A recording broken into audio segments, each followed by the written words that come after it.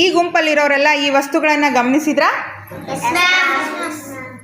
ಸೋಮಪ್ಪನ ಮನೆಯ ವಸ್ತುಗಳನ್ನು ಸೂಕ್ಷ್ಮವಾಗಿ ಗಮನಿಸಿ. ನೀವೀಗ ಸೋಮಪ್ಪನ ಮನೆಯ ಸ್ಥಿತಿ ಅಥವಾ ಸೋಮಪ್ಪನ ಮನೆಯ ಸಂಕ್ಷಿಪ್ತ ಇತಿಹಾಸವನ್ನು ಹೇಳೋದಕ್ಕೆ ರೆಡಿ ಅದೀರಾ? ತಗೊಳ್ರಿ, ಒಂದೊಂದೇ ವಸ್ತುವನ್ನು ತಗೊಳ್ರಿ, ಸ್ಟಾರ್ಟ್ ಮಾಡ್ರಿ. ಏನದು ಫಸ್ಟ್ ತೋರಿಸಿ. ನವಿಲುಗೆರೆ. ನವಿಲುಗರಿ ಮತ್ತೆ ಪುಸ್ತಕ ಸಿಕ್ಕಿದೆ. ಏನು ಗೊತ್ತಾಗತ್ತೆ ಇದರಿಂದ? ಸೋಮಪ್ಪನ ಮನೆಯಲ್ಲಿ ಈ ಪುಸ್ತಕ, ಈ ನವಿಲುಗೆರೆ ಸಿಕ್ಕಿದೆ ಎಂದರೆ ಸೋಮಪ್ಪನ ಮನೆಯಲ್ಲಿ ಓದುವವರು ಇರಬಹುದು ಅಥವಾ ಅಕ್ಷರಸ್ಥರು ಇರಬಹುದು ಎಂದು ನನಗೆ ತಿಳಿಯುತ್ತದೆ. ಈ ನವಿಲುಗೆರೆಯನ್ನು ಬಳಸಿ ಬರವಣಿಗೆ ಮಾಡುತ್ತಾರೆ. ಈ ನವಿಲುಗರಿಯನ್ನು ಬಳಸಿ ಅವರು ಬರೆದಿರಬಹುದು. ಆಮೇಲೆ ಆ ಪುಸ್ತಕ ಸಿಕ್ಕಿರೋದ್ರಿಂದ ಅವ್ರ ಮನೆಯಲ್ಲಿ ಓದುವವರು ಮತ್ತು ಬರೆಯುವವರು ಇದ್ದರು ಅಂತ ನಮಗೆ, ಅಂದರೆ ಅಕ್ಷರಸ್ಥರು ಇದ್ದರು ಅಂತ ನಮಗೆ ಗೊತ್ತಾಗುತ್ತೆ. Very good. ನೆಕ್ಸ್ಟ್ ಏನದು? ನಾಣ್ಯಗಳು. ಸೋಮಪ್ಪನ ಮನೆಯಲ್ಲಿ ನನಗೆ ಈ ನಾಣ್ಯಗಳು ಸಿಕ್ಕಿವೆ ಎಂದರೆ ಸೋಮಪ್ಪನ ಕಾಲದಲ್ಲಿ ಈ ನಾಣ್ಯಗಳನ್ನು ಬಳಸಿ ವ್ಯವಹಾರ ಮಾಡುತ್ತಾರೆ ಎಂದು ತಿಳಿಯುತ್ತದೆ. Very good. ವ್ಯವಹಾರ ಮಾಡಿರಬಹುದು ಅಂತ ತಿಳಿಯುತ್ತದೆ. ನೆಕ್ಸ್ಟ್. ಸೋಮಪ್ಪನ ಮನೆಯಲ್ಲಿ ಈ ಪಾತ್ರೆಗಳು ಸಿಕ್ಕಿವೆ. ಏನು ಪಾತ್ರೆ ಇವು? ಚೆನ್ನಾಗದವಲ್ಲ. ಇದರಿಂದ ನಮಗೆ ಅಲ್ಯೂಮಿನಿಯಂ ಪರಿಚಯ ಇತ್ತು ಅಂತ ನಮಗೆ ಗೊತ್ತಾಗುತ್ತದೆ. ಯಾರಿಗೆ ಪರಿಚಯ ಇತ್ತು?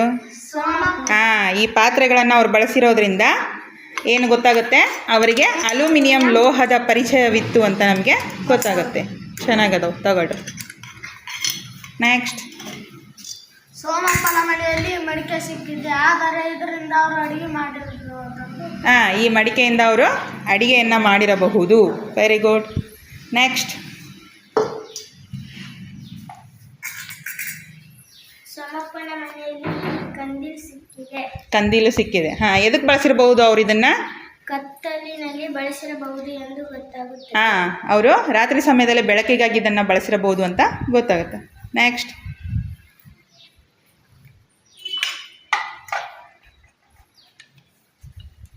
ಸೋಮಪ್ಪನ ಮನೆಯಲ್ಲಿ ಈ ಬಸವಣ್ಣನ ಇದು ಬಸವಣ್ಣನ ಮೂರ್ತಿನ? ಬಸವಣ್ಣನ ಮೂರ್ತಿ ಮತ್ತೆ ಬಸವಣ್ಣನ ಮೂರ್ತಿ ಮತ್ತು ಲಿಂಗದ ಕಾಯಿ ಸಿಕ್ಕಿದೆ. ಏನಿದು? ಲಿಂಗದ ಕಾಯಿ ಸಿಕ್ಕಿದೆ. ಅವರ ಮನೆಯಲ್ಲಿ ಕೆಳಗೊಂದೇನೋ ಆಯ್ತಲ್ಲ ಮತ್ತೆ ಇದು? ಅವರ ಮನೆಯಲ್ಲಿ ಪೂಜಾ ಪುನಸ್ಕತೆ ಮಾಡುತ್ತಾರೆ ಎಂದು ಗೊತ್ತಾಗುತ್ತೆ. ಇದರಿಂದ ಅವ್ರ ಮನೆಯಲ್ಲಿ ಪೂಜಾ ಪುನಸ್ಕಾರ ಮಾಡ್ತಾ ಇದ್ರು ಅಂತ ಗೊತ್ತಾಗುತ್ತೆ. Very good. ನೆಕ್ಸ್ಟ್. ಆಯ್ತಾ ಇಲ್ಲ? ಎರಡೂ ಗುಂಪಿನವ್ರು ನೀವು ಭಾಳ ಚೆನ್ನಾಗಿ ಹೇಳಿದ್ರಿ ಸಂಕ್ಷಿಪ್ತ ಇತಿಹಾಸವನ್ನು. ಆ ಗುಂಪಿನವರು ರಾಮಪ್ಪನ ಮನೆಯ ಇತಿಹಾಸವನ್ನು, ಈ ಗುಂಪಿನವರು ಸೋಮಪ್ಪನ ಮನೆಯ ಇತಿಹಾಸವನ್ನು ಹೇಳಿದ್ರಿ. ನೀವು ಯಾರೂ ಕೂಡ ರಾಮಪ್ಪನ ಮತ್ತು ಸೋಮಪ್ಪನ ಅವ್ರ ಮನೆಯವರನ್ನಾಗಲಿ ನೋಡಿಲ್ಲ, ಆದರೂ ಕೂಡ ಅವ್ರು ಹೀಗೇ ಇರಬಹುದು ಅಂತ ನೀವು ಊಹೆ ಮಾಡಿದ್ರಿ. ಹೆಂಗೆ ನೀವು ಅದನ್ನು ಊಹೆ ಮಾಡಿದ್ರಿ? ಹೆಂಗೆ ಹೇಳಿದ್ರಿ ನೀವು? ಯಾವ ಆಧಾರದ ಮೇಲೆ? ಅವರಿಗೆ ಅವ್ರ ಮನೆಯಲ್ಲಿ ಸಿಕ್ಕಿರುವಂತಹ ಈ ವಸ್ತುಗಳ ಆಧಾರದ ಮೇಲೆ ನೀವು ಊಹೆಯನ್ನು ಮಾಡಿ ಹೇಳಿದ್ರಿ, ಹೌದಾ?